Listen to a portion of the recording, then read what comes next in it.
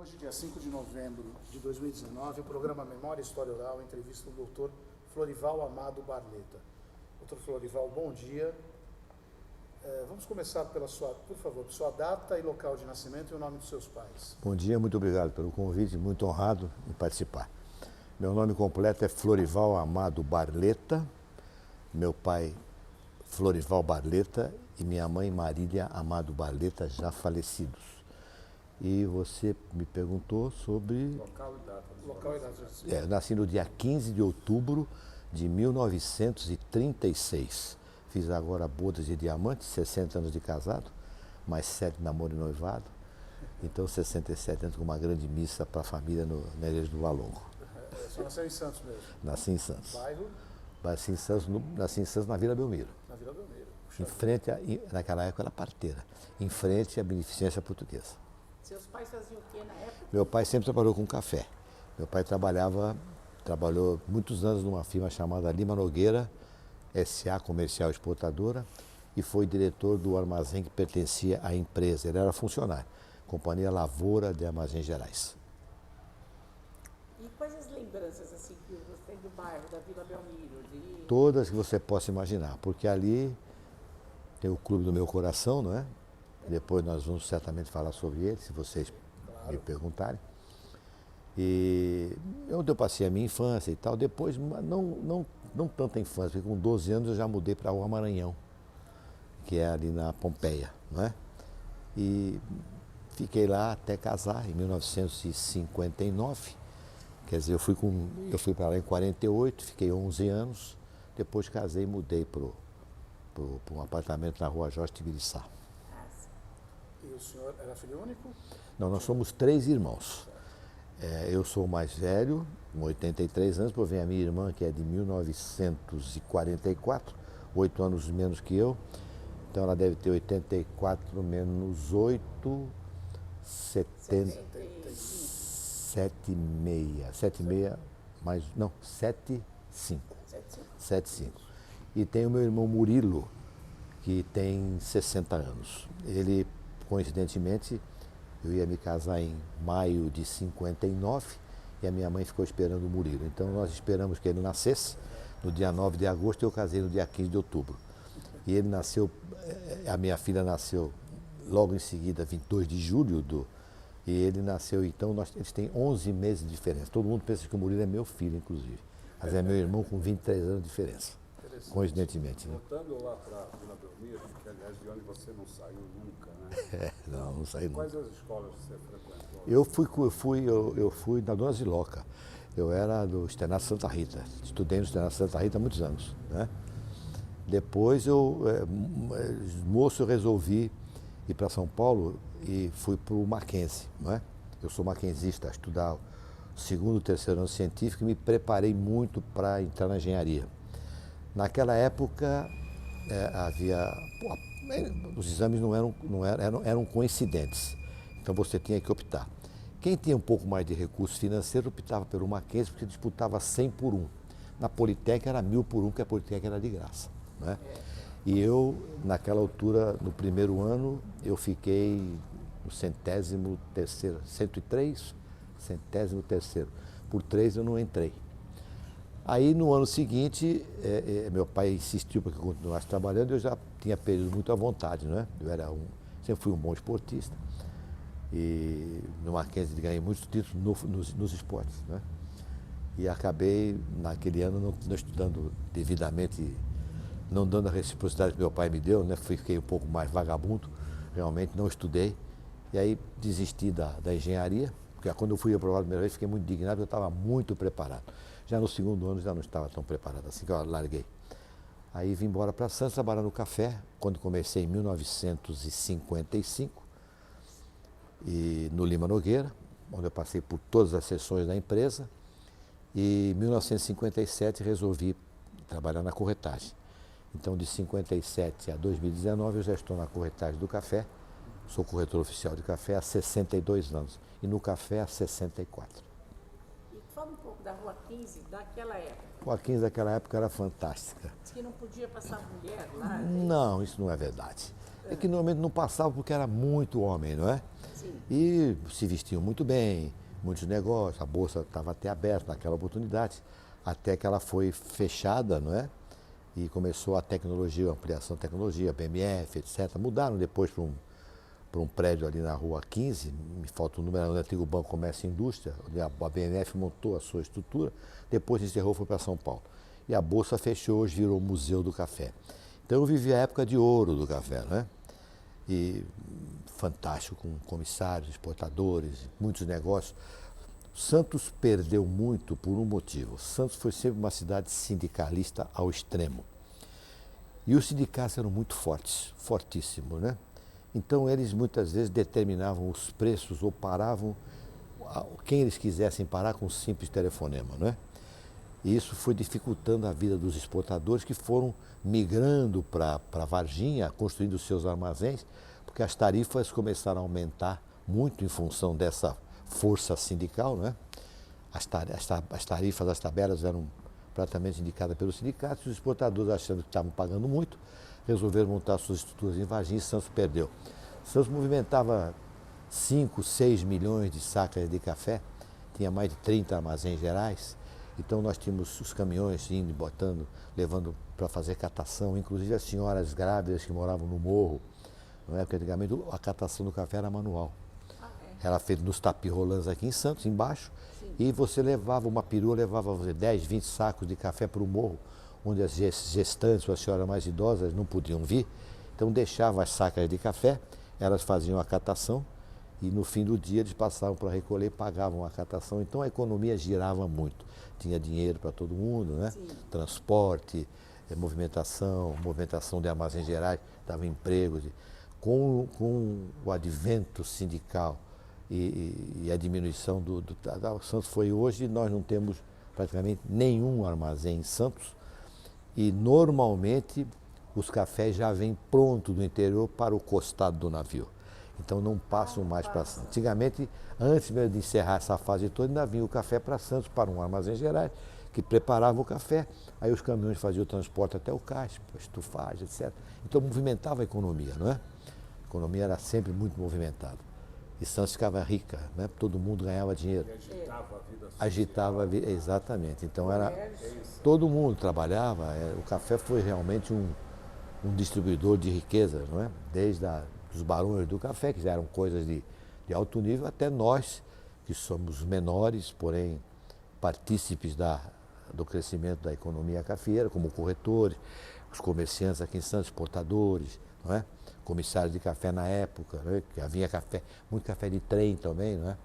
Nós descarregávamos, esperávamos, tinha todo um sistema que foi mudando automaticamente e hoje com a alta tecnologia, nós estamos vivenciando, já não temos mais transporte de trem e com a perda de Santos pelos motivos que eu expus anteriormente, a grande maioria dos cafés já vem para o embarque direto para o terminal. Não passa lugar mais nenhum porque não temos mais estrutura, né? A estufagem é toda feita no interior e vem para o cais e vai embora. Então toda essa movimentação da cidade se perdeu, não é? E assim, me explica um pouco o que é a catação. Catação é o seguinte, o café colhido, ele vem, vamos dizer, com todas as peneiras, nós chamamos de peneiras é tamanho do grão, não é uma bica corrida que nós chamamos bica corrida. Então esses cafés vêm com algumas impurezas, uma casquinha, uma palha, e tem os defeitos que são citados na literatura cafeeira, grãos pretos, verde, ardido, xoxo, mal granado, etc. Onde uma saca de café você encontra vários desses grãos. Então esses grãos, para o café ser exportado limpo, eles devem ser catados, ou seja, eliminados pela catação. Hoje é eletronicamente, antigamente era manual.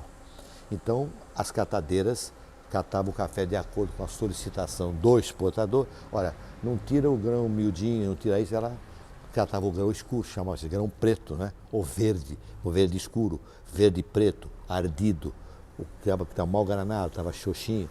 Então elas iam tirando com a mão, apartavam, então vamos dizer, uma saca de café tem, por exemplo, 10% de catação, uma saca de 60 quilos tem 6 quilos de escolha, né? Que nós chamamos escolha, que eram naquela ocasião todas elas direcionadas para o consumo interno. Hoje o consumo interno tem muita tecnologia, as indústrias estão muito capacitadas, não é? E normalmente hoje há também essa fiscalização, onde não se pode mais colocar. Antigamente, algumas empresas, muitas vezes inescrupulosamente, faziam misturas de outros produtos com café, não é? Que não alterava o gosto. E hoje há realmente uma fiscalização muito grande. Então as indústrias estão extremamente preparadas para não comprarem mais café. Verificam se tiver impureza. Impureza é a casquinha, o pau, a pedra, porque muitas vezes no terreiro tem pedacinho de pau e pedra que vem na saca de café. Isso é tirado pela catação. E eram muitas senhoras que faziam isso? No morro eram muitas, aqui na praça eram muitas, mas muitas. Se fosse No hoje, tapi aí rolando, você no perderia também essa mão de obra. perdeu tudo. No tapi rolando, Eletrônica. no tapi rolando, o tapi rolando é uma esteira que vai passando, a catadeira fica sentada, o tapi passa rolando, dá a volta, né? E ela vai catando, e vai pondo, ela vai catando manualmente e vai jogando. Quando dá 2, 3 passadas, está tudo limpinho, já entra outro saco. Coisa de mulher, né? Catadora de feijão. Exato, é que nem feijão, arroz, tudo tem. Mas hoje ainda existe escritório. Hoje tem a catação, mas não tem mais manual. Hoje é só eletrônica, né? Não, mas diga assim, aqui em Santos ainda existem escritórios cafeeiros. Ah, sim, Santos tem muitas empresas de café, não muitas. Na minha época tinham 50 ou 60, hoje tem 12 ou 13, não é? Hoje nós temos grandes empresas que têm a sua estrutura aqui, mas que têm as suas filiais em Varginha, tem as filiais em Alfenas, porque Minas, que era, quando eu comecei, o menor estado produtor de café do Brasil, virou o maior. Não é? O maior naquela ocasião era o Paraná, mas o Paraná, devido às diversas geadas que muitas vezes quebravam com o produtor, né? Foi diminuindo, como lá as terras são muito boas, muito férteis, então eles podem fazer, chamam de, não sei se é tricicultura ou tricultura, fazem 3 culturas anuais, ou seja, o feijão, o milho, não sei mais o que, e eventualmente deixam uma parte para o café. Então, nas pequenas propriedades. Então o milho e as lavouras que dão suporte à colheita do café, o café é de 2 em 2 anos, né? Então, essa subsidiava um pouco o café no período de... Depois que colhia o café entrava limpo para o pequeno, para o microprodutor. Os grandes produtores já estão muito profissionalizados, né? Grandes extensões, com adubação perfeita, com irrigação, que é muito cara, né? Então, hoje mesmo que tenha problema de seca, não é? Eles têm a irrigação que muitas vezes ajuda fazem açudes grandes, né? E banham a água e vão... Então o café precisa de água, né? Então é isso que faz com que a safra... O Brasil hoje é o primeiro país, maior produtor de café do mundo. Vamos dizer, vou chutar 60 milhões de sacas de produção, com mais de 30 milhões, mais de 30 e tantos milhões de exportação, e bebe 20 milhões internamente. O Brasil é o primeiro país produtor de café do mundo e o segundo maior consumidor. Só perde para os Estados Unidos. Primeiro os Estados Unidos, segundo o Brasil. Então nós, além de fornecermos café para o mundo inteiro, né, nós também bebemos bastante, consumimos bastante. Hoje tem coisas inéditas. A Alemanha, por exemplo, que tem uma estrutura financeira fantástica, que subsidiou o Vietnã, por exemplo, e compra a qualidade robusta, e ela traz para a Alemanha, compra os cafés de diversas origens, de diversos países, faz os blends e vende para a Europa. Então a Alemanha, sem ter um pé de café plantado, é talvez o segundo maior exportador de café. Exportador não, distribuidor de café. Podia ser até exportador, né? Pode ser exportador, porque ele exporta para os outros países, não é? Mas são coisas interessantes do setor cafeiro que muita gente não sabe, né? Ô, Florival, paralela a essa questão do café, que é a tua profissão, pode-se dizer, né? Vamos falar um pouquinho da tua esportividade, tua vida esportiva. Bom, a minha Como é vida... que ela começou lá? Veja bem, ela começou realmente... Eu joguei em 1952, eu já joguei voleibol pelo Santos, fui vice-campeão santista de voleibol. Mas eu gostava mesmo era do futebol, né? Quando eu fui estudar em São Paulo, no Mackenzie, como bom esportista, e nós tínhamos lá as Olimpíadas chamadas Macdante ou Macrio.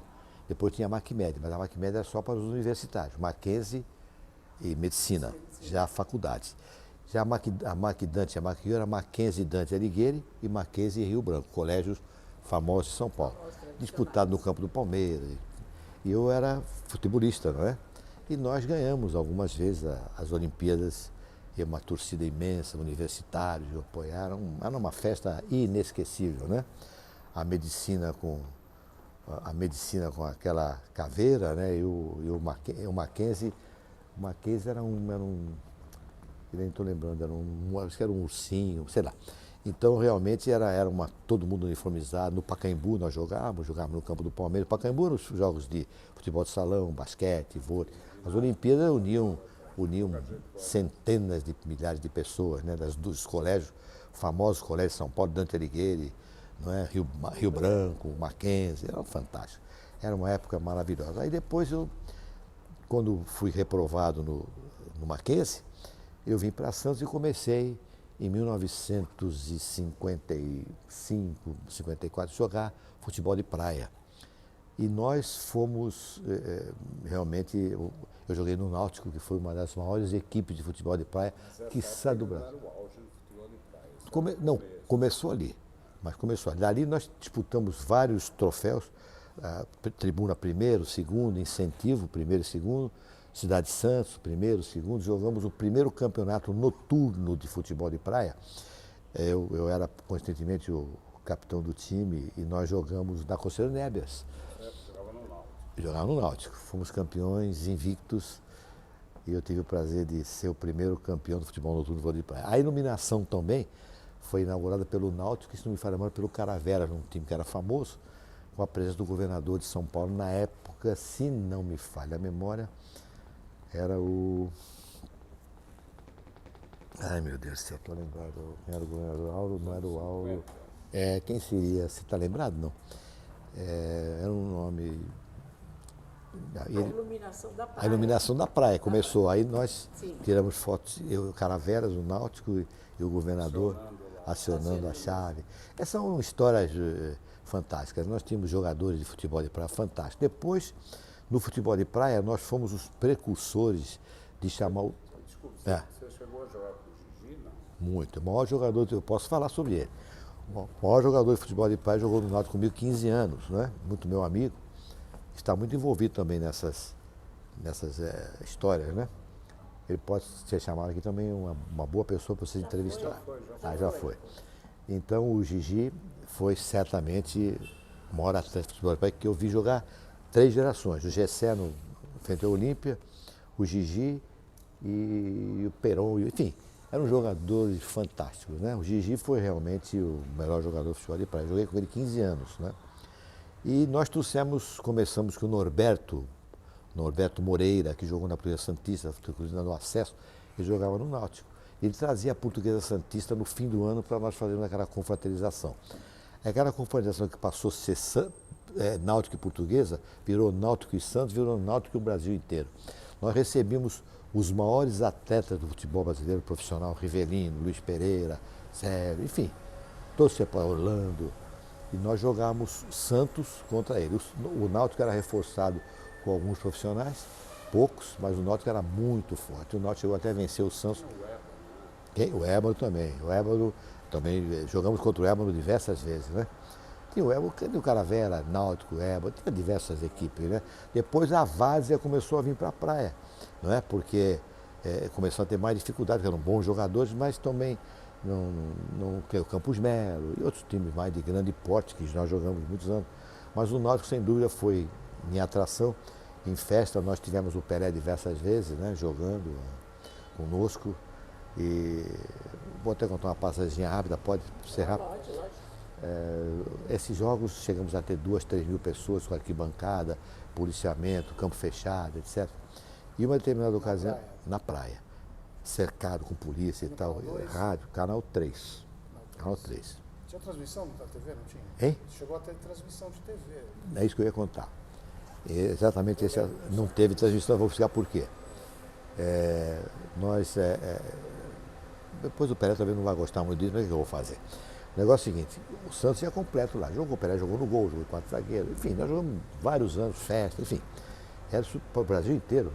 O Jornal do Esporte do Rio vinha, era uma caseta esportiva. Bom, O falecido Perão de Castro, que foi rádio da TV Celso, um dia conversando comigo, que era muito amigo meu, falou, Barleta, vamos televisionar? Eu digo, vai ser uma honra, imagina eu da velhinho ter uma jogando ao lado do rei, né?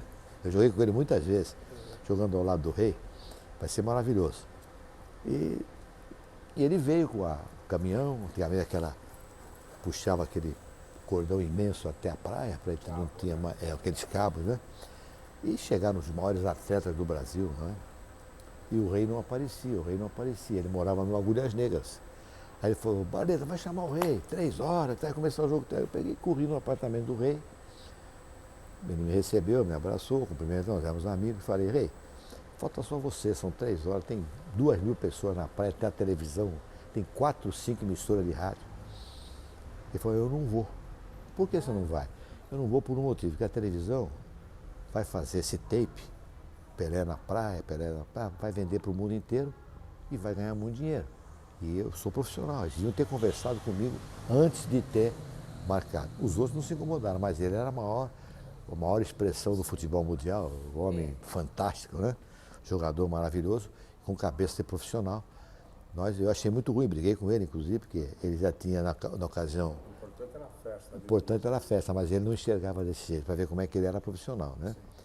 Mas foi uma decepção, mas depois ficamos amigos, e somos amigos até hoje, e ele é o rei. Ei? Várias vezes. Quem? Ele? Na praia. O rei jogou vários anos na praia, só no fim do ano. Final de ano. Só no fim de ano. Muitos anos. Fomos nós que iniciamos essa festa, né? Começou com a Portuguesa Santista, terminou com o Santos, né? Você só jogou como amador. Né? Como amador, profissional não. Eu joguei no Santos na base, mas saí logo cedo para ir para São Paulo. Aí joguei no Santos Voleibol também, em 52, mas saí. O voleibol, só uma curiosidade minha. Você jogou na época do Pedrão, Netuzzi ou... Não. Não, bem antes. O Pedrão, o negócio assim, eu fui pro Espinosa, peguei. Não, mas eu não joguei com eles. Esses caras são fora de série para mim, não tem nada a ver. Eu fui um jogadorzinho médio. Jogava na equipe de 16 anos. Depois eu fui diretor-geral de esporte do Santos por muitos anos e tive a felicidade de montar uma das maiores equipes de futebol que ninguém até hoje fala. Não sei porquê, não me pergunte porquê. Tem que perguntar para os historiadores do Santos. Voleibol. Futebol então nem se fala, mas o voleibol, para você ter uma ideia, nós montamos a minha equipe com os meus assessores, meus diretores, nós montamos com o Douglas Machado, que era o treinador, o time principal, o Caramês era meu diretor, exatamente. Então nós montamos Paulo Russo, Nicolau, Décio Viotti, Vitor Barcelos, Sérgio Teles e Pedrão. Já no eu era diretor, já era mais velho que ele. E nas equipes subindo, era Negrelli, Alindinho, Joreca, o Geraldo, o Alindinho, o japonês, né, o Nagasato. Né? Então, esse pessoal foi subindo, né? Nós tivemos uma equipe fantástica de basquete, também fomos vice-campeões paulistas. E no futebol então nem se fala, porque o meu treinador era Ernesto Marques. Ele tinha já inclusive 2 filhos que jogaram, aí o Pardal e o Cabeça, depois foram para o Curitiba. E nós conseguíamos, indo na várzea, nós não tínhamos lugar para os meninos ficarem, né? Alguns pegavam, levavam na casa do Ernesto, dormiam no chão para treinar, era um sacrifício danado. E daquela geração, para você ter uma ideia, o Mané Maria começou comigo, te explico como. Mané Maria, Douglas Picolé, Fito, Gaspar, Hermes, Orlando Amarelo, Nenê, Léo, Nenê, todos para o time de cima. Não tinha scouter, não tinha olheiro, não tinha nada, éramos nós que tínhamos a sensibilidade de ter esses atletas fantásticos, subiram todos para o time de cima, né? Para você ter uma ideia, este mesmo... Nada de empresário.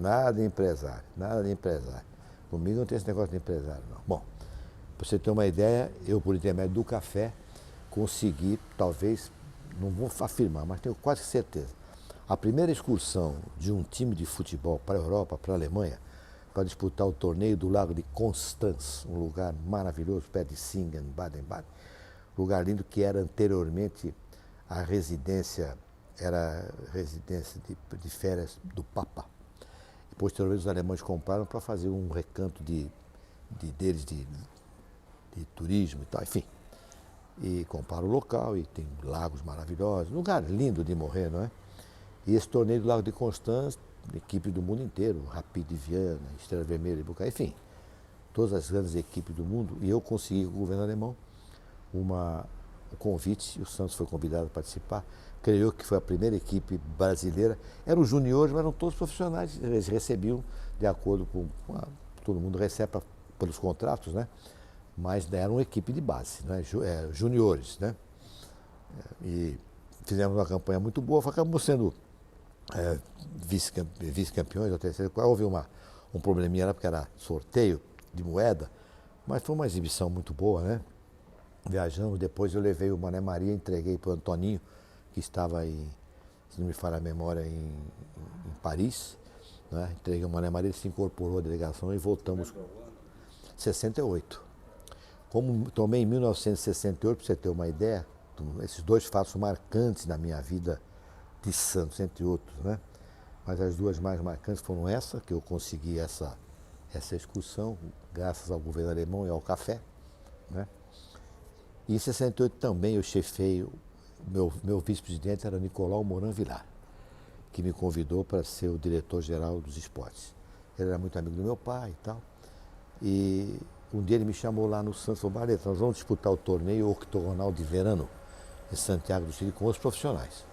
E você vai ser o chefe da delegação. 68, eu tinha 32 anos. Vai com você o Cleito Bittencourt Espinhel, que já faleceu. Vocês dois vão chefiando. Você fica a parte mais de esporte, você que ligado. Ele fica numa parte, uma diplomacia, uma reunião. Tá bom. Eu vou viajar, mas vou passear. Quero conhecer Vinha del Mar. Só vou dar o suporte para vocês, se são jovens, para lidar com um profissional, sempre tem que ter um pouco mais de manha, tá? Vocês são mais jovens, mais explosivos, tem que ter manha para lidar com o jogador de bola e tal. Mas eu vou passear, não conta comigo. Só conta se precisar, não é? E um determinado dia, nós estávamos no hotel, estava sentado o Pelé, o Pelé no meio tocando um violão e um repórter chileno entrevistando. Nisso, abre a porta do elevador, sai o seu Moran com o Macedo, que era o nosso massagista. Ô, seu Macedo, o seu Moran, o que você está fazendo aqui? Ah, vou dormir com o Macedo e eu estou meio indisposto. Ele dormia sozinho, era o chefão, né? Nós dormimos em dois. Estava o doutor Daló Salerno, se não me falha a memória. E naquela noite ele era teimoso, ele levantou sozinho, teve uma indisposição, caiu, bateu a cama, não teve problema. O problema é que ele estava tendo uma hemorragia interna, não é? Provavelmente, eu não sei, o laudo da morte eu não tenho, mas os médicos me disseram que era aneurisma da aorta abdominal, outros disseram que outra. Enfim, resumo da história. Ele faleceu lá no Chile exatamente quando eu estava, porque nós ficávamos um pouco com ele no hospital para não ficar sozinho, né? Aí então nós fomos incorporados, eu chamei a senhora dele, ela embarcou lá em São Paulo casada e já aterrissou viúva. A delegação do Santos inteira foi recepcioná-la, aonde também aprendi o costume anglo-saxônico, que é uma cultura inglesa. Nós chegamos no hospital, o corpo dele foi formalizado, no dia seguinte ele voltaria e eu voltei com o corpo, fui eu que voltei com o corpo. Tem o velório, né, no cemitério, chegamos lá 4 horas, 4h30, aí quando chegou 6 horas, senhor, por favor, vamos cerrar amanhã às 7. Espantou todo mundo. Ela tinha acabado de chegar do Brasil, né? Com o marido não pôde ficar. É o costume que hoje nós estamos abolindo aqui. Algumas vezes por necessidade de medo de ser assaltado de noite, né? Ou então porque não querem mais hoje fazer um velório à noite, não é? Passar a noite inteira para enterrar a pessoa no dia seguinte. Tá mudando. Porque nós latinos somos mais emotivos, evidente que perdi um filho, morreu minha mãe. Vai embora? Não vou embora não, vou ficar aqui até amanhã, não pode, estica, ninguém vai me tirar daqui, não é? É que o coração, o sangue, né, é diferente. O anglo-saxônico é mais frio, né? Mas com o mesmo sentimento, evidente. Foi lamentável a morte. Lamentável. Acontecimento lamentável, né? E foi lamentável também, lógico, isso é mais importante, mas foi lamentável também o fato de você perder o passeio, né? Meu amigão. E depois, para você ter uma ideia, quem assumiu o lugar do Mourão foi o Zé Bernardes Ferreira, que era diretor do Banco Nacional. E eu, como... Exato, nós ganhamos o torneio invicto, fomos invicto. E o Negreiros estreou comigo nesse torneio. Minha cancha é Clodoaldo e Negreiros, né? Ramo Delgado, Central, né? Rio, do Carlos Alberto Torres, Cláudio Moritz no gol, né? E um time fantástico, né? Ganhamos invicto o torneio, né? e trouxemos para Santos essa vitória. Mas o que eu estava fazendo? Você me perguntou uma coisa, eu interrompi, você falou do Moran, não foi? Não. Não, eu estava falando do torneio. Do torneio, né? Então esses dois fatos, entre os muitos que eu vivi no Santos, foram marcantes para mim, né? Porque O seu pai foi diretor do Santos? meu pai foi presidente do conselho, como eu fui. Eu fui 4 anos presidente, 4 anos vice, 7 anos diretor, fui presidente do COF. Não é? Meu pai foi vice-presidente do Milton Teixeira e por um período que o Milton se afastou, ele assumiu a presidência e foi presidente do conselho, né? E meu pai era o homem aqui do café, não é? Que na época áurea do café, o Santos sempre precisava de dinheiro. Então meu pai era o homem que arrumava associado, é o homem que fazia uma arrecadação de sacas de café que as firmas doavam para o Santos, transformava em dinheiro para construir iluminação, um pedaço da arquibancada, renovar, enfim, dava o dinheiro para a diretoria usar da melhor forma. Meu pai foi o grande homem para o Santos, não é? Inclusive, na época que eu fui dirigente, nós não tínhamos lugar. Então, atrás do gol, que é o placar, nós construímos, naquela ocasião, uns alojamentos que, no final, os profissionais andaram até usando. Houve até passagens interessantes, diz que uma noite o Vasconcelos, que estava lá, pulou a janela para ir na noite, né? Depois nós íamos buscar o Vasconcelos. Isso, nós íamos buscar o Vasconcelos na noite, né? Ele chegava, dormia, entrava contra o São Paulo, fazia 2, 3 gols, jogador fantástico. E a ascensão do Pelé, não que ele não fosse, mas a ascensão começou quando ele quebrou a perna. Quando o Mauro quebrou a perna dele aqui na Vila Belmiro, o Pelé entrou como titular e foi essa coisa extraordinária que nós estamos vendo hoje, né? O maior atleta do século, o maior jogador. Como diz o Pepe, ele é extraterrestre. É fantástico. Então temos muitas coisas. Eu recriei as manhãs esportivas como dirigente, né? Você era dirigente ou era bom? Do conselho, acho que com certeza. Na época da compra do Parque Balneário. Também participei. Como é que foi aquilo? Aquela compra aquilo foi um negócio que... Foi um tiro na água. Tiro na água. Mas tiro na água exatamente porque, olha, você já vou falar, pode até... Ao Santos faltaram alguns homens de uma visão empresarial maior, não é?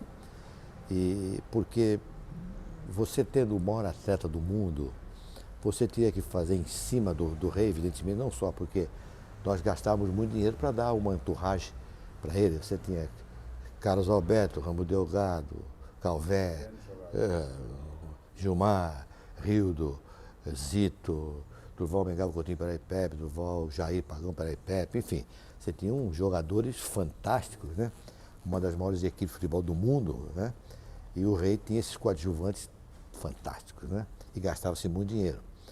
Então, realmente, e os contratos não eram tão... Hoje, por exemplo, o Rodrigo foi vendido por 40 milhões de euros, 180 milhões de reais, né?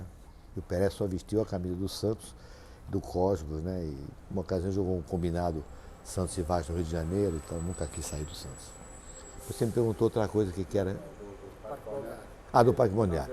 Exatamente. Então, Conta a história que foi por causa da possibilidade da abertura do jogo. Era um dos fatores. Mas o que mais aconteceu é que o Santos estava numa ascensão e o Parque Balneário, naquela oportunidade, não estava com aquela bola toda. Então, abriu-se a possibilidade do Santos ter uma sede social de grande relevância pela importância que ele tinha futebolisticamente no mundo. E realmente as coisas não andaram, porque as empresas que venderam os títulos fizeram muitas aplicações, enfim. Inclusive, hoje uma parte do Parque Balneário, que tem ali onde tem o estacionamento, pertence a uma família tradicional de Santos que foi perdida por negócio de comissionamento. Enfim, houve realmente muitos erros, né? E o Santos acabou perdendo o Parque Balneário. Seria realmente fantástico essa manutenção. Mas, como nós éramos um clube de futebol relativamente frequentado por pessoas mais simples, né? Muitas vezes o carnaval, que era fantástico na Vila Belmiro, né? Enchia, lotava. Quando se tentou fazer no Parque Balneário, tinham 10 pessoas, né? Com orquestra, aqueles salões fantásticos. O pessoal não ia. Assustava. O pessoal preferia mais brincar o carnaval na Vila Belmiro, né? E além disso, se afastaram muito e aquilo passou a ter um custo operacional alto de manutenção e tal, até que no final acabou sendo vendido, né? Mas realmente muitas coisas aconteceram no meio do caminho que não convém falar. Eu conheço bem, mas não podemos falar. Então a realidade é o seguinte, o Santos tinha tudo para hoje ter um patrimônio consolidado pelo grande sucesso. Belíssimo patrimônio. É. Teria ajudado a cidade. A cidade, lógico. Não só a cidade, porque você vê, hoje eu participei de diversas reuniões na prefeitura, onde várias vezes se tentaram ampliar a vila, não é? Como está tendo um projeto retrofit agora que o presidente está trazendo de uns investidores, não sei se são árabes, tenho certeza. E naquela oportunidade nós tivemos com os prefeitos da época, só que o entorno seria muito prejudicado. Você faz o tipo de uma bomboneira, onde você sobe as arquibancadas, só que o certo seria realmente você ter um projeto de aprofundamento do solo para fazer as garagens subterrâneas e o campo em cima das garagens, porque você não tem lugar onde parar o campo.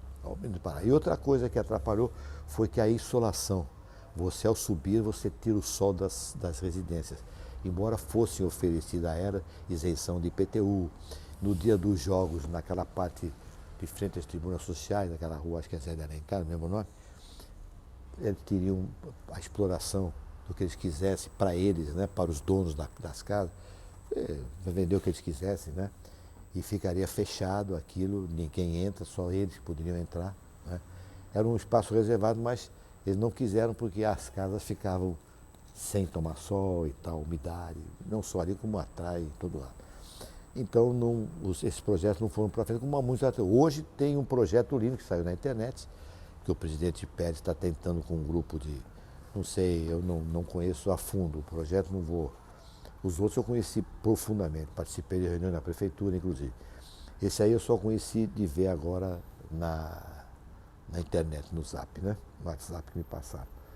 Mas vamos esperar que dê certo, porque tem que passar pelo conselho, etc. Porque é um investimento, certamente o clube contrairá uma dívida de grande porte, saber como é que vai ser pago, enfim, para evitar o que está acontecendo com o Corinthians e com os clubes, para não ter problemas que vão fechar, trancar as portas do Santos na economia, né? No dia a dia, no fluxo de dinheiro, né? Então tem que tomar cuidado e o presidente tem que levar para o conselho e tal, e o conselho vai discutir, aprovando então, todo mundo vai ter ciência do projeto, ele já está na rua, inclusive, e se for aprovado vai ser uma maravilha, o campo fica bonito, fica lindo de novo. Agora não sei como vão resolver o problema do estacionamento, que para mim é muito sério, porque você passar de 12 mil lugares ou 15 mil, hoje é permitido pela polícia 12 mil, o estado comporta 15 mil, já nós tivemos 20, 30 mil ou mais, mas hoje é só isso, por causa da segurança, etc, né? Então, nós não sabemos aonde vão parar os automóveis, aonde? Os carros vão chegar a ficar onde? Tem uma alternativa VLT, alguma coisa assim, deixar os carros longe. Nós já tivemos na época do Ney, prefeito de Cubatão, e eu era amigo dele, e ele na época tinha feito a Imigrantes, e todo aquele aterro que tinha era botado numa área grande no Cubatão, que era exatamente na beira da estrada, era uma área imensa, dá para fazer um campo maravilhoso. Ele ofereceu ao Santos, é uma área da prefeitura, para fazer o campo lá, porque você ficaria praticamente pertinho do ABC, que o Santos tem uma grande torcida, com lugar de estacionamento, etc., muito perto aqui para nós irmos também, acabou não alavancando, né? Como teve da época da Resgate outro projeto, é difícil realmente. Santos é uma cidade, nós somos muito fanáticos por Santos e não gostamos de correr riscos, né? Somos muito conservadores, então as coisas não alavancam profissionalmente. Eu me lembro, como se fosse hoje, eu fui corretor de café, sou corretor de café, mas trabalhei muito na Bahia, para grandes empresários, inclusive para o Antônio Carlos Magalhães, que era o dono da OAS, que tinha o seu café em Itapiramutá.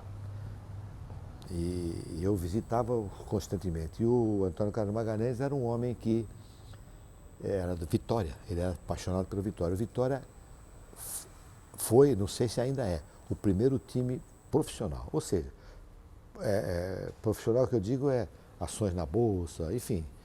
Tem um clube empresa, não é profissional, empresa, perdão, clube empresa. E eu, como era muito amigo dele, a pedido do presidente, na época acho que era o Samir, se não me falha a memória, eu fui à Bahia onde me receberam muito bem. Fui lá na ilha de Itaparica, conversei com ele e pedi o estatuto, etc. Ele cedeu tudo para o Santos. Nós trouxemos para o conselho, aqui não foi para frente. Não é? E o Vitória parece que até hoje é o único, esse eu não tenho certeza, estou de informações, é o único time realmente empresa. Não sei se é verdade, pode ser até que já tenha terminado. Isso eu não vou afirmar, mas desconfio que esteja sendo ainda, né? Você está no café há quantas décadas? Eu estou no café há 55, 64 anos, 6 décadas e um pedacinho. Qual foi o auge? O café teve vários auges, porque o café é o seguinte, nós tivemos década de 70, 80, tivemos crises que enfrentávamos, mas hoje para Santos, depois daquilo que eu falei anteriormente, onde a comercialização terminou em Santos, praticamente comercialização, que eu digo de não comercialização, depósito de cafés em armazéns, terminou tudo. A comercialização ainda tem grandes empresas aqui em Santos, mas os corretores chegam mais rápido que nós em Varginha, porque em Varginha as mesmas empresas que estão em Santos estão lá. Então o produtor de Minas, que é o maior produtor, tem seus cafés, entrega para os seus corretores, eles correm nas empresas que estão sediadas aqui, para nós chega no dia seguinte. Muitas vezes quando chega já está até vendido, né? Então nós temos uma como se diz, uma competição difícil, né? Não há isonomia na competição. Eles levam vantagem por estarem perto da área cultural, da área que mais produz café, entre outros fatos. E além de Santos ter realmente perdido tudo aquilo de armazéns gerais, pelo que eu citei anteriormente. Agora, o café teve altos e baixos durante muitos anos, só que agora vem uns 2 anos com dificuldade, porque o café do Brasil, ele não é cotado, ele não é cotado na Bolsa de Nova York, ele tem a Bolsa de Nova York cota os cafés e o brasileiro tem uns diferenciais sempre um pouco menores dos cafés cotados, colombianos e outros mais. Então nós perdemos muito em competição, embora a exportação brasileira cresça todo ano, porque o exportador brasileiro é muito engenhoso e trabalha muito e vai indo muito bem. O Brasil exporta 30 e tantos milhões de sacas. Para você ter uma ideia, eu fui e sou hoje com pouquíssimo trabalho, mas eu fui praticamente o corretor da cooperativa de Guaxupé, que hoje é a maior cooperativa de café do mundo, não é do Brasil, do mundo. E eu trabalhei lá, estou lá desde 1900, estou lá há 55 anos ou mais. Hoje faço pouco, porque a Guaxupé virou hoje de grande vendedor, que era na época que eu trabalhava. Eu era o maior vendedor de café da praça, não é? Para o maior exportador de café do Brasil. Hoje, a Guaxupé exporta um volume imenso de café, é o primeiro colocado, recebe o equivalente a... Quando eu comecei, recebia 500, 600 hoje recebe 6 milhões de sacas, tem lá mais de 6 mil cooperados, não é? Tem um conjunto chamado Japi, é uma coisa fantástica, onde os caminhões chegam, basculam, o café cai, está classificado, tudo produtos, vai para seus lugares, uma modernização. Você exporta mais que a Colômbia hoje, não? Mas a Colômbia não produz 1/3 do que produz o Brasil. A Colômbia o café é famoso deles. O café é famoso por causa do marketing. Porque você pegava um avião, você ia viajar, você assiste torneio de tênis. Antigamente você via... Café da Colômbia, você via lá. Era o marketing, não é? Porque hoje nós temos no Brasil os cafés lavados, né? Nós chamamos cafés despolpados, né? São tão bons ou melhores que o da Colômbia, né? Nós temos na Zona da Mata, que é uma região fantástica, né? Saiu no jornal, inclusive, o Triângulo Mineiro, como uma das regiões comparadas às grandes regiões vinícolas da França, como as maiores produtoras de vinho do mundo. Essa produz os maiores cafés lá. O lençol freático do Cerrado é baixo, mas com a irrigação os produz, porque são platôs, produz bastante café, né? O sul de Minas está indo maravilhosamente bem, por isso Minas hoje é o primeiro produtor de café do Brasil, né? Então a Guaxupé exporta realmente um volume muito grande, é o primeiro exportador do Brasil e recebe 5, 6 milhões de sacas. Então nós temos pouco café para vender dela na praça. Ela está sendo até compradora de outras origens para completar embarques, né? Então dificultou muito para nós corretores. Eu principalmente, que fui durante anos o corretor, viajei com o presidente que já faleceu, assessorando em viagens internacionais, né? Participei de várias inaugurações de núcleos, né, da Guaxupé. E tenho realmente uma amizade muito boa, muito grande. Só que a comercialização para mim hoje ficou difícil por causa mudança da estrutura, né? A coisa mudou.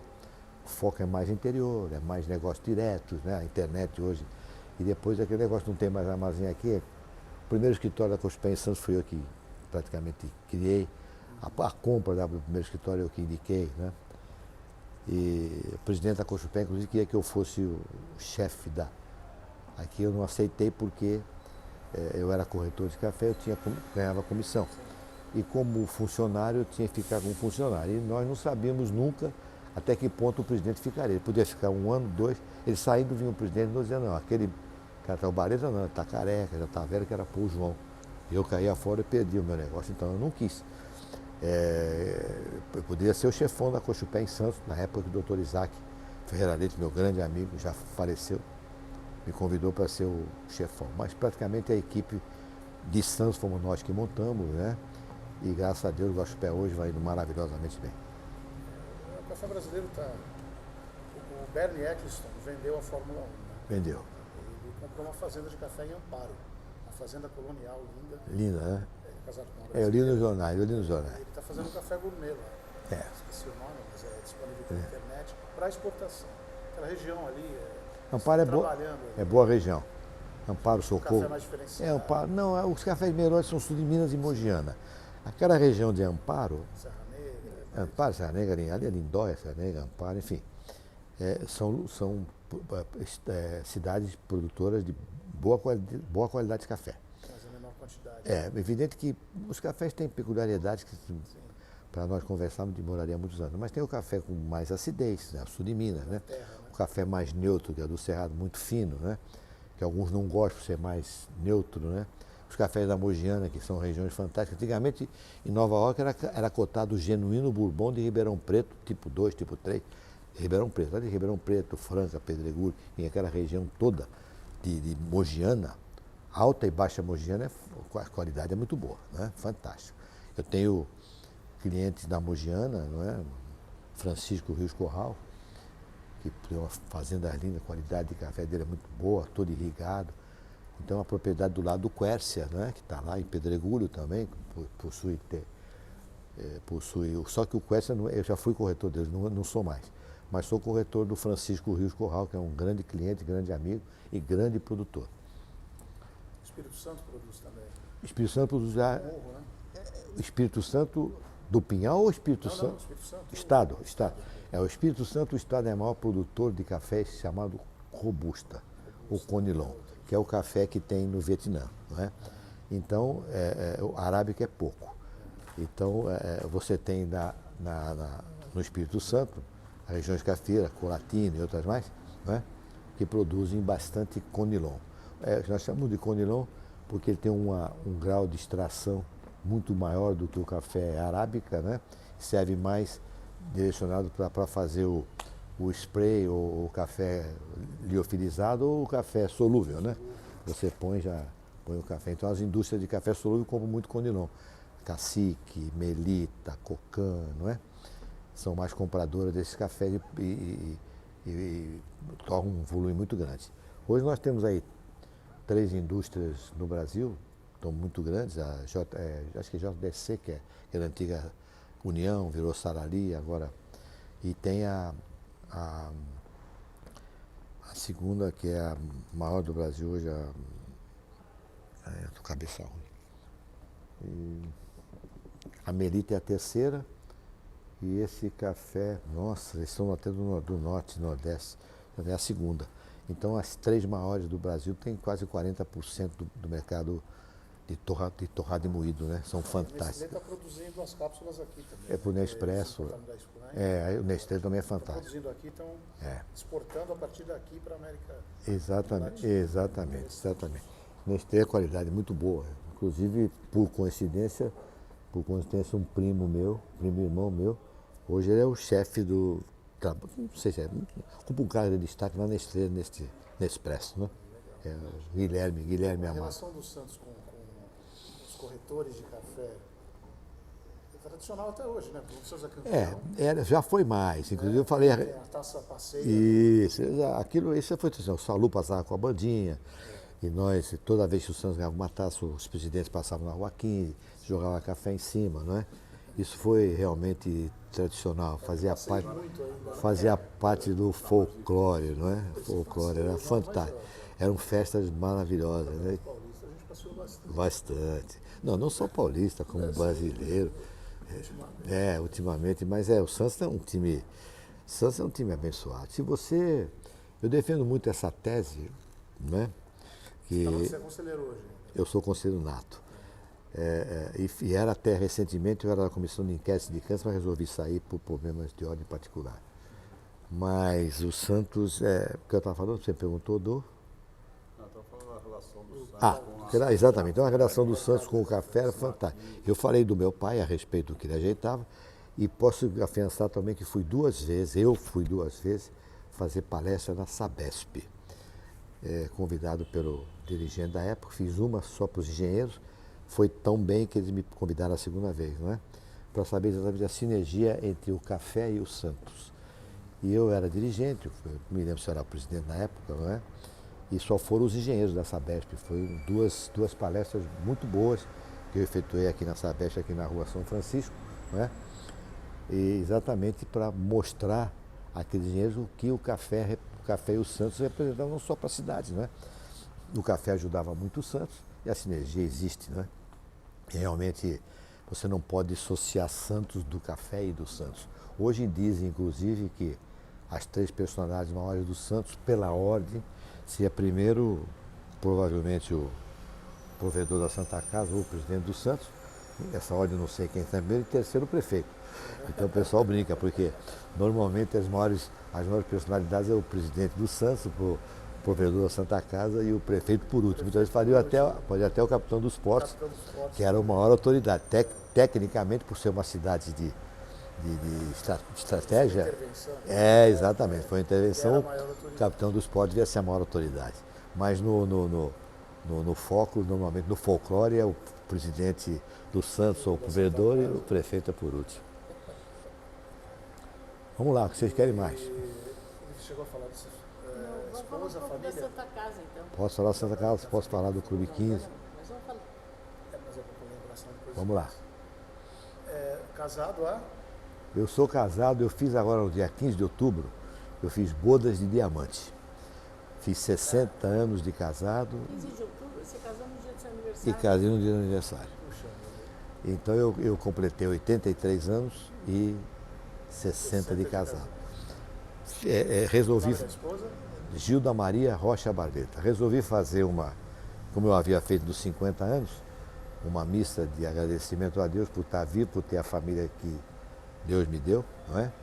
E a família só foi no Valongo, que foi onde nós fomos criados, no bairro chinês. Meu avô tinha lá a Casa Amada, de armas e munições, caça e pesca, minha avó era uma das grandes. Casaram meus avós, meus pais, minha filha, minha filha no Valongo, fui crismado e batizado lá. Então, na época que eu fiz 50 anos, quem cuidava da igreja era o Frei André Becker, torcedor fanático do Santos, né? E eu procurei por ele, estava em Bauru. Localizei-o e ele gentilmente veio com um frei belga rezar minha missa dos 60 anos, né? Onde eu fiz uma missa só para minha família. Tinha outras pessoas, mas só para mim. Depois fiz um jantar para a família. Contratei lá um músico fantástico para tocar, porque durante a missa tem as músicas sacras, e antes ele fez um popurrí de músicas que eu escolhi, né? E lá nos ingleses eu levei também o Zé Hélio, que é um maestro muito interessante, foi tocar umas músicas para alegrar o pessoal cantar, enfim, não passar desapercebido. Então foi uma repetição dos 50 anos, onde entraram meus netos, bisnetos na frente, etc., né? Meus filhos. E eu só tenho 2 filhos e 4 netos. E 2 bisnetas. E depois fecharam-se as portas e eu entrei na igreja ao som da música Emoções, do Roberto Carlos. Né? Aí chorei, né? Bastante, né? Muito emocionado. A minha filha mais velha é Cristina, e o meu filho mais novo é Maurício. Ela está com 59 e o Maurício com 56. A minha filha já é avó das minhas 2 bisnetas e meu filho tem as 2 meninas casadas, mas vivem juntos. Enfim, hoje é a modernidade, né? Mas não tem filhos, né? Todo mundo em Santos? Tá, veja bem, o meu neto foi embora tem 33 anos, está morando na Austrália há 10 anos, não quer voltar mais. Só veio uma ou duas vezes aqui. A bisneta é filha dele. Ele enraizou, é cidadão australiano, já jurou bandeira, mandou foto, etc. E a minha outra neta trabalha aqui numa grande corretora, Walters, uma grande corretora de café, e ela é trader e mora aqui em Santos, né? E a outra minha neta trabalha como funcionária, por coincidência, o marido dessa neta que trabalha na Walters tem uma firma de como é que chama quando você leva cultural, uma cali cultural. Ela leva crianças para o exterior e tal, parte cultural, já tem apartamentos lá. Intercâmbio, exato, faltou o nome, intercâmbio. E a minha neta, filha do meu filho, é funcionária do marido dessa outra neta. Então está mais ou menos tudo mais ou menos entrosado. E a outra menina minha trabalhava aqui na Hamburg Sud, a minha neta, filha do meu filho Maurício, e lá não sei o que teve lá dentro, fizeram, não sei o que foi, e ela foi para a Alemanha, né? Foi para a Alemanha e ficar 2 anos e meio, porque a Maersk encampou a Hamburg Sud. Hoje a Maersk ela tem 40% do frete marítimo do mundo. E a minha neta foi para a Alemanha, está morando lá, está adorando, não quer voltar, mas eu só volto por causa da família. Eu não quero voltar, aqui é outro mundo, meu neto não quer nem saber. Então a cabeça dessa meninada mudou muito, né? Hoje ela recebeu uma incumbência, a minha neta está passando 7 ou 8 dias no outro país com a chefe dela, né? Fazendo um trabalho para mais, eu não me lembro que país que ela está. Então ela está com uma carreira, já está começando, é funcionária, ela é empregada da Maersk, né? Eles deram os primeiros 30 dias num hotel, ela foi na casa de uma amiga, mora lá, e agora ela alugou o apartamento, ela que paga o apartamento depois de 30, 40 dias. Mas ela tem um salário bom, sobra para ela viajar constantemente, fazer viagem, pegar um avião, ir para cá, ir para lá, vai passear, vamos ver, eu não sei se é o destino, vai para Paris como a gente vai aqui para o Guarujá, entendeu? Que é baratinho. Entendeu? Quer dizer, então a gente. É outra vida, né? Outra vida. Elas não querem voltar. Ela falou, vô, eu por mim ficava aqui para sempre, é que eu tenho muita saudade da família, meu pai. Né? Fala um pouquinho sobre sua origem portuguesa. Bom, a minha origem portuguesa é o seguinte, meu avô, tem muita história. Meu avô se estabeleceu na Casa Amado, na Rua São Bento, e foi um dos maiores vendedores de armas e munições, caça e pesca, né? Naquela época. Caça e pesca. Caça e pesca. Não, é o nome da casa. Casa Amado. Casa Amado, na Rua São Bento. Inclusive o imóvel está lá até hoje, e coincidentemente ele voltou para a nossa família, né? Nosso do meu sobrinho, né? Que comprou. E na Rua São Bento nós temos lá 2 ou 3 propriedades. Eu tenho uma propriedade lá no cantão, que é lá para a Ed dos Extintores, que é minha, aquela propriedade. E meu avô deixou um armazenzinho pequeno em frente, né? Depois que ele morreu. E aí o armazém que ele está foi comprado pelo Altivo, que era dono do cartório de protesto, há muitos anos. Depois ele vendeu, quem comprou foi meu cunhado. Está alugado hoje, não sei para quem.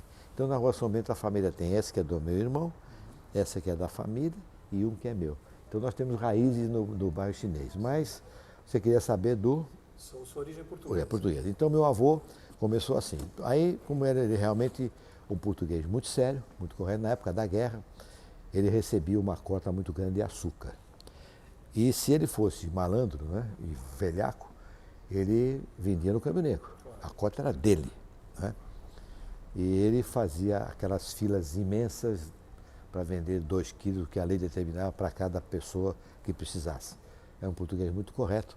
Foi talvez um dos pioneiros dessa bomba de gasolina na rua. Ele devia ter uma não sei se uma patente ou alguma coisa. Patente não, como é que chama? Preferência, não tem o nome. Concessão, exatamente, o termo concessão para essas bombas. E depois ele ganhou dinheiro e tal, a casa ia muito bem. E ele colocou um sobrinho para tomar conta da loja quando ele ia passar, como todo um português, 6 meses em Portugal.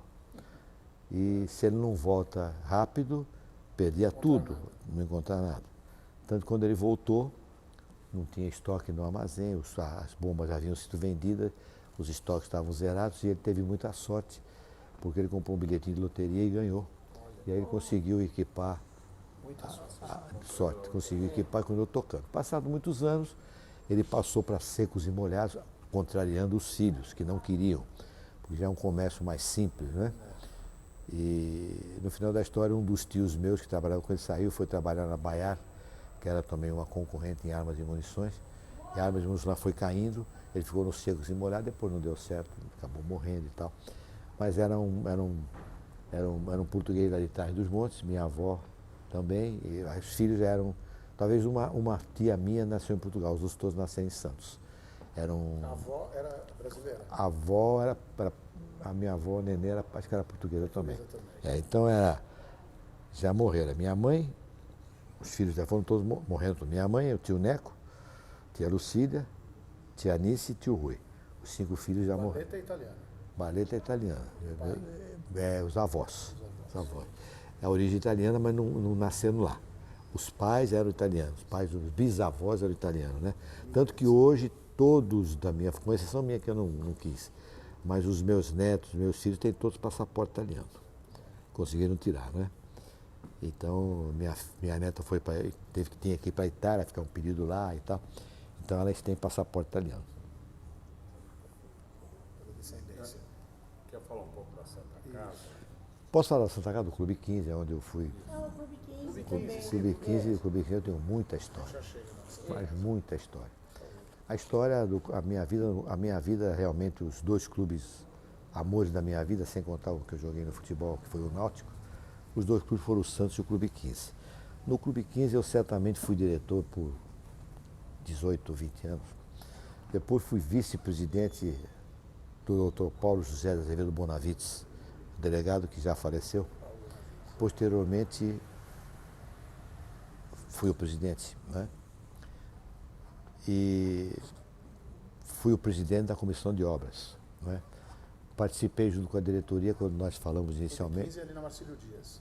Era na Marcílio Dias. Eu fui diretor lá, mas a construção é na Washington Luiz, né? Então o que acontece? Nós fomos em Xirica, Eldorado Paulista, para vender naquela oportunidade o Clube 15 da Marcílio Dias para construir o Clube 15 na Washington Luiz, no Canal 3. Contra a minha vontade, mas foi voto vencido. E quem comprou foi o Paiva, né? Pai desse Rubens Paiva, desse deputado que sumiu na época da década de 64, da Revolução. E do autoritarismo do regime do governo militar, né? Então, eu no Clube 15 participei como diretor, depois fui presidente e depois fui presidente do conselho por mais de 10 ou 12 anos e fui presidente da comissão de obras. Nós construímos aquele clube, que é aquelas 15 lâmpadas que você viu na frente que apresentavam o nome dos 15 associados fundadores. Essa foi a origem do projeto. Eu fui contra o projeto, tinha outros muito mais bonitos, com terraços, frente ao mar. Porque foi derrotado. Porque acontece o seguinte, o que eu digo para você, a vontade, a determinação das pessoas e do comodismo das pessoas, né? Por exemplo, você faz uma reunião de condomínio, eu fui síndico, né? Convoca a reunião, veio para 8 horas, né? Então, de 35 aparece 6. Aí esses 6 resolvem pintar o prédio de amarelo. Mas, dando um exemplo chulo, tem outras coisas para dar. Aí, aprovado, maioria, Assembleia, maioria, sei. Aí no dia seguinte, né, os 30 que não vieram estavam vendo a novela. Não, a amarela é feia, tem que ser azul, tem que ser verde. Então é assim em todo lado, né? No Clube 15 não foi diferente. Eu fui presidente da comissão de obras, não é? Nós fizemos um concurso de maquetes, né? E eu votei como associado, fui voto vencido, porque eu queria um clube com terraços frente ao mar, para aproveitar, não é? E o Clube 15 foi construído afundado, ou seja, era um clube muito bonito, o salão era suspenso nas lâminas, inclusive, você, por exemplo, carnaval, né? Você ficava ali, né? Tem aquele ditado que diz que o soldado, quando passa na ponte, tem que desmanchar o passo, né? Não passar batendo, que a ponte pode cair. Então, o Clube 15, muitas vezes, eu pedia para a orquestra porque você ficava debaixo do salão e o salão fazia assim. Quando o pessoal, né? Era vão livre. Que era vão livre. Então nós pedimos à orquestra que tocasse, por exemplo, uma marcha, depois um sambinha, quer dizer, não ficasse sempre numa mesma coisa, Ressonância que podia. e era uma coisa interessantíssima, né? E o Clube 15, você tem a parte de baixo, você tem uma ideia, você tem o nível do esgoto, o nível da rua. Evidentemente que o uso dos vasos sanitários na parte de terra tinha que ter uma bomba para fazer subir para o nível da rua para sair. E tudo por iluminação, luz indireta, né? Gastava muito porque ficava baixo. Mas lá tinha boteca, boates, barbeiro. Era um clube tradicional, né? Onde eu presidi por várias vezes e realmente depois, como presidente do conselho, nós temos 2 presidentes que voltaram, Paulo José de Azevedo Bonavides e José Luiz Moura. E eles renunciaram no meio do caminho e eu, como presidente do conselho, assumi o Clube 15 3 vezes. Uma que eu fui direto, fui presidente 2 vezes, depois fiquei um período de presidente, marquei eleições, né? E toquei o clube. Realmente o clube tem realmente mais de 1/3 da minha vida devotado a eles, né? E ao Santos, à Santa Casa, que realmente a minha vida, eu estou muito feliz por isso mesmo, a minha vida foi... Onde está? Olha, o Clube 15 continua lá, realmente atravessando um período difícil por causa há vários processos em ação, porque quando foi feito o negócio do Clube 15 com a Vilela Martins, depois eu acabei saindo porque discordei de algumas coisas e nunca mais fui. Era uma troca diária, o clube ficou com 2 andares, mas com uma área imensa construída e com a isenção de condomínio. Isso eu me lembro como se fosse hoje. Só que esse negócio, não sei quem foi que fez o contrato e tal, e no final da história eles ficaram devendo condomínio para o grupo que tem lá o Hotel Ibis, tem o Ibis, tem o Mercury, exatamente, e tem um condomínio, né? E esse condomínio está executando o clube, né? E com dificuldade, tá para levar para leilão, mas o presidente está lutando muito, a diretoria está trabalhando bastante. Eu estou realmente afastado, porque muitas vezes, há muitos anos atrás, teve uma reunião do 15 e eu fui chamado, não é? Eu fui chamado para opinar sobre eles queriam fazer um tipo de boxe no Clube 15, que era muito comum, porque tinha a Casa Mafuz no Gonzaga, né? Uma casa imensa, não entrava ninguém. O que o Mafuz fez? Fez boxe, botou o Mafuz lá no fundo. Então ele alugava aqueles boxes e tinha a loja dele no fundo. O 15 queria fazer boxe com boxe. Me chamaram para dar um palpite. Eu fui lá e disse, olha, eu acho que para o clube boxe não vai ficar muito bom. O clube social tem que inventar outra mais. Não descarto, mas eu particularmente sou contra. Tá? Aí alguém, não vou citar o nome, disse que eu não entendia de Clube 15. Então eu falei o seguinte, olha, eu tendo em vista que eu não entendo, não sei porque vocês me chamaram. Então, por Deus, não venho mais, nunca mais apareci. Porque o primeiro prego, ao último, eu fui presidente da comissão de obra. Aquele prédio, quem construiu, sob a minha supervisão, fui eu, fomos nós. Eu comandando. O primeiro prego, eu ia para o Guarujá comprar coisa. Nós não tínhamos dinheiro para azulejar. Eu, com a parte de baixo do braço, o senhor Juscelino Santini, dono da tribuna, muito amigo meu, morou no meu prédio, inclusive, falou, presidente, você está triste? Eu não estou sem dinheiro. Vai falar comigo na tribuna. Eu fui lá. O que é que você precisa? Olha, precisa azulejar a piscina, azulejar para fazer na cozinha almoxarifada, para guardar as coisas, precisa azulejar os banheiros, a sauna e tudo e tal. Aí ele falou para mim assim, vai no H Quintas, procura lá, manda fazer um orçamento e traz para mim aqui. Mas manda eles dividirem em 4 ou 5 pagamentos. Era uma imensidão, né? Eu fui lá no H Quintas, o Rubens Quintas, que foi presidente do Santos, pediu o orçamento, eu levei para ele assinou, falou, manda entregar o material, entendeu? É coisas que aconteciam no Clube 15 como história, né? Então eu vivi uma vida intensa de Clube 15 e nós estamos falando de Clube 15, né? Então eu fui presidente do conselho há muitos anos, fui diretor. Hoje estou afastado, estou triste com a atual situação. Para você ter uma ideia, eu fui do Caiçara também, porque eu gosto muito de jogar tranca, né? Eu jogava tranca no Caiçara. E uma oportunidade eu encontrei com o presidente do 15 num velório, de triste memória para mim, foi uma prima minha que morreu, e falei de uma eventual fusão do Clube 15 com o Caiçara. O Caiçara, naquela altura, já tinha sido vendido uma parte, ficou com 1.200 metros de terreno naquele canto, ficou com uma sede que ele tinha na rua Mato Grosso, que era Antioquina, que nós compramos. Então, eu levei ao Clube 15 várias comissões indicadas pelo Conselho, nós nos reunimos, então no final da história marcaram uma reunião dos dirigentes. O presidente do Caiçara morava em Ourinhos, o Mário Mateus, que já faleceu, até irmão do Picolé, que jogou no Santos, do Eusébio. E fomos todos para a reunião, e a primeira reunião do Conselho do 15, onde eu participava como membro, eu sou o único membro nato, ou honorário, sei lá, do Conselho do 15, só eu. Né? Então fui à reunião, posteriormente esse pessoal do Caiçara entraria, exporia ao Conselho quais eram as ideias, sairia, o Conselho fecharia a porta e decidiria sim ou não, coisa normal. O presidente da época, que era contra, e foi ele que me chamou no velório para a fusão, não recebeu o pessoal do Caiçara, não foram recebidos, foram embora. No final da história, eu frequento muito o Clube dos Ingleses. Eu gostava muito daquelas crianças, a educação ali era muito boa, muito rígida. Meus filhos frequentaram lá. E eu, conselheiro, fui vice-presidente do Conselho dos Ingleses, fui convidado para presidente no centenário, não aceitei porque 2 amigos meus gringos, eu achei que deviam ser homenageados. O Ian Rich, que já morreu, e o Bruno Angst, que já morreu também. Eu achava que eles deviam ser os do Conselho, eu era presidente do Conselho.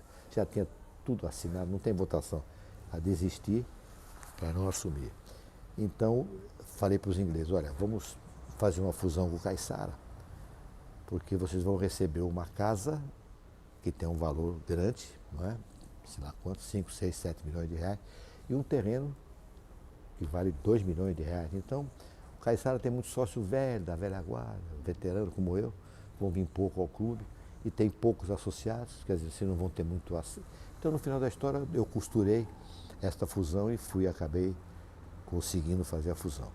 A diretoria dos ingleses, incorporada numa ocasião, foi ao meu escritório me convidando para ser o presidente do novo clube inglês Caiçara, que está vivo até hoje. Eu não aceitei. Pela idade, não aceitei, minha mulher não queria mais, não aceitei. Hoje eu vou com os ingleses para jogar uma tranquinha com os amigos e tal, e frequento o clube, que é um clube fantástico. E o 15 perdeu uma grande oportunidade pela falta de critério, eu não vou falar outra coisa, que ele já morreu, do presidente, não é? De ter, naquela altura, esnobado e tomado uma atitude que eu condenei. Desprezado uma visita que seria informal. Vai no conselho, explana, interessa, mas deu uma espera a solução, não é? Então, foi isso que aconteceu no Clube 15 Caiçara. Você vê, eu tenho muita participação e muita coisa, né? O que mais você queria saber? Você perguntou mais? Santa Casa. Bom, Uma pergunta, quantas horas tem seu dia? É verdade, é verdade.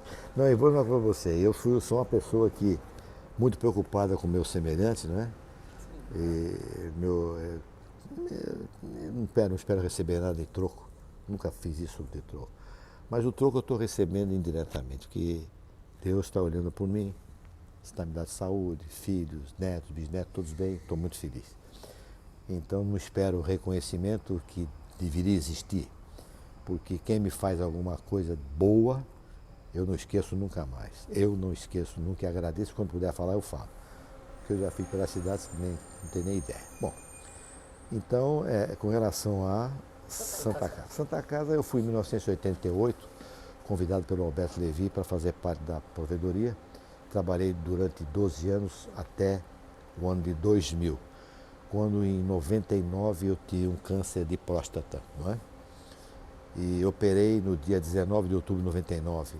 Em dezembro terminava o meu 6º mandato e eu iria para o 7º mandato, normalmente porque eu estava praticamente recuperado, mas essa doença é muito perigosa, eu fiquei com medo de assumir, de repente voltar e eu bater com as 10, não só no Santos, nesse ano mesmo eu seria o candidato a presidente do Santos, no 2000, teria grande chance, naquela altura acabou sendo o Marcelo contra o Zé Paulo Fernandes. O Marcelo venceu as eleições e ficou acabando ficando 8 ou 10 anos lá no Santos como presidente. Muito bem, por sinal.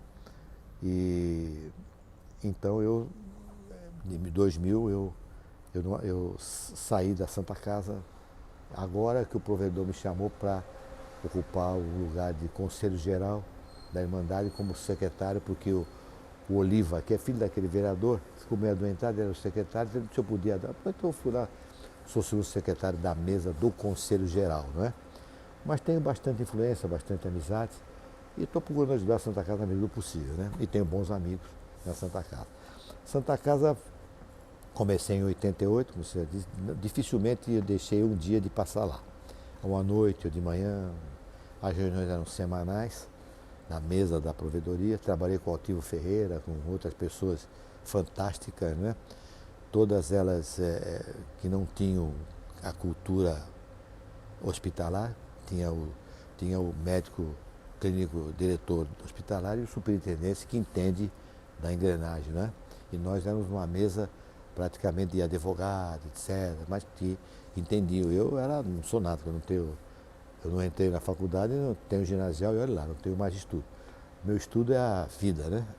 Minha cultura é a vida e me ensinou muito. E eu tenho, graças a Deus, apesar até de boa capacidade. O corpo, tudo é 83, mas a cabeça é 40 anos. No máximo, cabeça boa, graças a Deus. Mas nós trabalhamos muito pela cidade. Santa Casa, Clube 15. Outra coisa que eu não contei para vocês. Eu fiquei 12 anos na Associação Comercial, como primeiro secretário e tesoureiro. Eu fui diretor financeiro por 6 anos. Exatamente em 99, quando terminava o meu 6º mandato na Santa Casa e na Associação Comercial, foi quando eu adoeci. Aí eu pedi demissão e nunca mais voltei, né? E a gente sempre espera.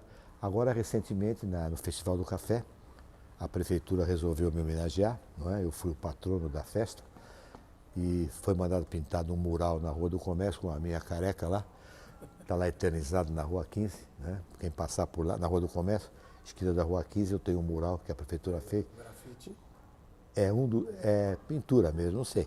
Um dos que fez foi o Fabião, Fabião Nunes, que foi secretário. Ele foi um dos artistas, com mais 2 que me falta o nome agora.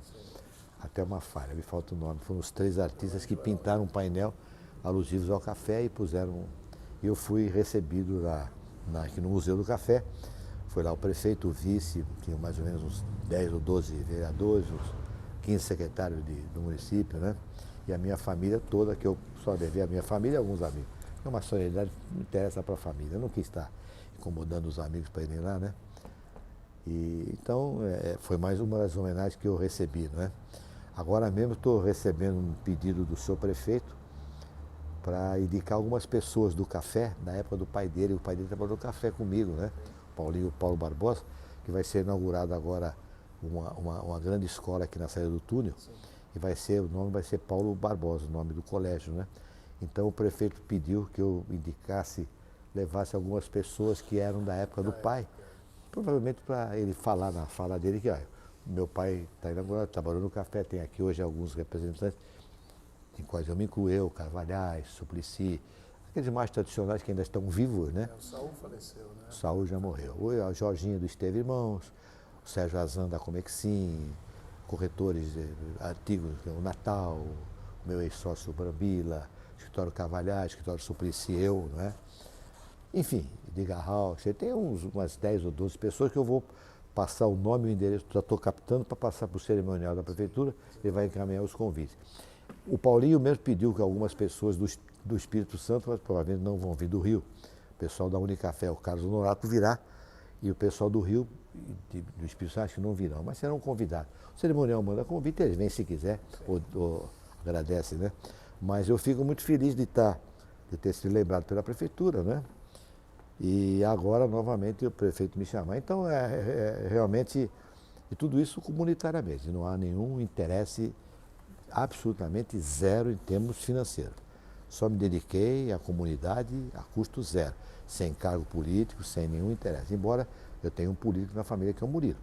O Murilo foi vereador, né? Meu pai foi vereador por várias legislaturas, na época que amarrava cachorro com linguiça. Sim. Trabalhava à noite, grandes médicos, doutor Agostinho Ferramenta, Silvio Fortunato, enfim, vários desses nomes fantásticos, né? Da cidade que trabalhavam por amor. Hoje a política tem uma conotação diferenciada, nós temos um pé atrás com os políticos. Há políticos absolutamente corretos e há outros que realmente fazem daquilo uma profissão e realmente você ouve reformas previdenciárias, isso e aquilo, mas realmente é aquilo de um político ter lá 15 assessores, não sei o quê, vale isso, vale aquilo. É muito difícil você, sem dar o exemplo, você conseguir tudo que quer, né? Mas há políticos muito bons que defendem a cidade, nos ajudam com verbas para o hospital, enfim. Há de tudo. Em todas as profissões nós temos os bons e os maus, em todo lado.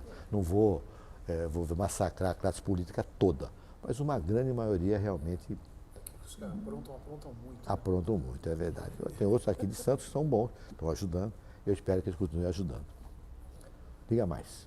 Florival, alguma coisa que você queira dizer que a gente não tenha perguntado? Alguma coisa? Que você queira dizer que a gente não tenha perguntado? Bom, realmente, vamos dizer, em termos da minha vida, vamos dizer, fui esportista, fui um bom atleta no Náutico, joguei no Santos. Como uma parte social, fui presidente do Clube 15, fui presidente mais jovem do Clube Social mais velho do Brasil. Né? Fui presidente por várias vezes. No Caiçara Clube, fui presidente também do conselho. Né? Fui presidente do conselho, fui diretor na época do falecido Álvaro Fontes. E nos ingleses, fui vice-presidente do conselho, sou conselheiro. E fui convidado para ser o presidente no centenário do clube. Declinei para homenagear um amigo que era meu funcionário naquela época. Abdiquei em nome dele porque achava que no centenário tinha que ter 2 gringos na presidência. Ian Rich no conselho e Bruno Anques na diretoria. Eu seria o presidente do conselho no centenário. Né? Então, a minha vida esportiva, social, é Santos, Clube 15, Caiçara, futebol de praia e a benemerência e ajudar o próximo, que foi sempre vamos dizer, uma meta na minha vida, né? Tive algumas decepções, porque muitas vezes fui fiador, a pessoa apertava, depois não pagava, eu pagava, né? Mas internei muita gente na Santa Casa, obedecendo sempre sem prejuízo do hospital, dentro da normalidade, sem furar fila, porque é meu amigo, vai furar fila. UTI, quando a pessoa precisa um leito de UTI, eu peço e espero que dê a vaga, porque eu não posso arrancar um UTI para pôr um pedido. Isso não se faz, isso não existe. Na minha cabeça não passa isso. Mas eu ajudei muita gente, com o coração mesmo aberto para a comunidade. Né? Eu tenho realmente, a minha vida realmente é servir os outros, servir a todos sem saber a quem, sem esperar retorno de nada, a não ser o homem lá em cima que está me olhando, está me ajudando. Mas o resto a minha vida é realmente uma vida dedicada à cidade, não é? Dedicada à cidade, ao amor por Santos, porque eu amo a cidade de Santos, né? Então tudo que eu puder fazer por Santos eu faço mesmo, né? Trabalho e tal. E sei lá, é tanta coisa para falar, mas não estou lembrando. Se eu lembrar de alguma coisa, você me pergunta se eu posso dissertar alguma coisa que você saiba. Não, teremos material para outras entrevistas, com certeza. Eu estou à disposição de vocês e espero que tenha atingido o objetivo que vocês esperavam, né? Ótimo. Não sei se vai enriquecer o teu acervo aí, não é? Mas eu estou sempre à disposição. Fazia tempo que a gente estava. Eu estou sempre à disposição, porque realmente é uma honra para estar aqui na Fundação, ser entrevistado e ser lembrado por vocês, né? Para poder falar um pouco da minha vida, que realmente eu nunca falei, nunca ninguém me chamou. E realmente eu tenho certeza que eu tenho o dever cumprido em termos de ajudar a cidade, né? Ajudar o meu semelhante, o ser humano, o menos favorecido, né? E sempre trabalhei, teve uma época que ganhamos dinheiro, hoje não estamos ganhando dinheiro nenhum, está difícil, mas continuamos igualzinho. Para mim não tem rico, nem pobre, nem nenhuma classe social. Para mim é todo mundo absolutamente igual, respeito o ser humano. Tem algumas outras virtudes que eu não gostaria muito de falar, mas eu sou, por exemplo, isso aí você pode até tirar se quiser, um seresteiro. Eu canto muito no Quifrango, cantei 25 anos no Quifrango. E hoje sou vice-presidente, esqueci também, sou vice-presidente do Clube do Choro. Né? Inclusive cedi o meu escritório para a sede do Choro e hoje do Conselho. Eles queriam que eu fosse presidente agora, até foi na Câmara, a sessão eu não aceitei. Mas frequento todas as quintas-feiras, fica aqui um convite para quem ouvir assistir esse vídeo. Eu já fui lá várias vezes. Quinta... Eu sou muito amiga do Marcelo. Do Marcelo. Laranja é o presidente, Laranjinha. Lá em cima. É sua? Era minha no 52, agora não, agora está alugada. Agora é em cima do restaurante do Rogério Milani. Rogério Milani, exatamente. E eu vou lá quinta-feira, é grátis. Uma delícia. Nós cantamos lá, inclusive eu canto nas quintas-feiras, né? Eu Tenho, tive a oportunidade de ver você tenho cantar. 5 CDs gravados, né? 5 CDs gravados, cantando em vários idiomas, né? E no Evidente, Frango tudo você feito ainda vai? artesanalmente, hein? Você ainda canta lá no Frango? Cantei essa semana passada, outra quinta-feira passada, cantei lá. O regional é muito bom, o regional encabeçado pelo Dario, 7 cordas, Monteiro no bandeirinho, Alexandre no cavaco, Edinho Schmidt no pandeiro e o Jorge Maciel no violão. Esse chama-se violão tenor, esse é o regional que canta conosco lá, né? E os meus CDs foram todos feitos pelo Hélio Mariano, grande músico, não é? Tecladista, violão. Hélio Mariano. Ele foi, inclusive, âncora no Chão da Esteira na época áurea, ficava a noite inteira tocando lá. Ele é arranjador, compositor, arranjador, tem vários CDs gravados, viajou o mundo inteiro, morou no Japão. E ele é o tecladista, ele é o arranjador. Ele faz o playback, monta a música do tom que você canta, né? Porque você tem que cantar num determinado tom, né? É lá maior, é dó menor, enfim. Você canta, ele faz o playback, você vai lá e põe a voz em cima, né? Muito simples, na casa dele, não é estúdio, né? Não tem retorno, então fica... Mas ficou muito bonito, porque ele é muito bom arranjador, né? A voz é meia boca, porque eu não sou cantor, eu sou corretor de café. Mas eu gosto de cantar, mas por brincadeira, não tem... Eu estou contando isso apenas como brincadeira, né? Não tenho nenhuma... É uma atividade, não é nenhum interesse, porque eu não vendo disco, não, eu dou.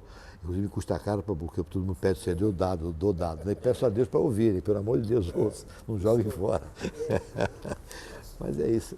Quer dizer, teria tanta coisa, eu fui maquenzista há muitos anos, sei lá, mas o que podia te falar de ver. Florival, Diga. a Fundação Arquivo e Memória de Santos agradece a sua entrevista. Muito obrigado.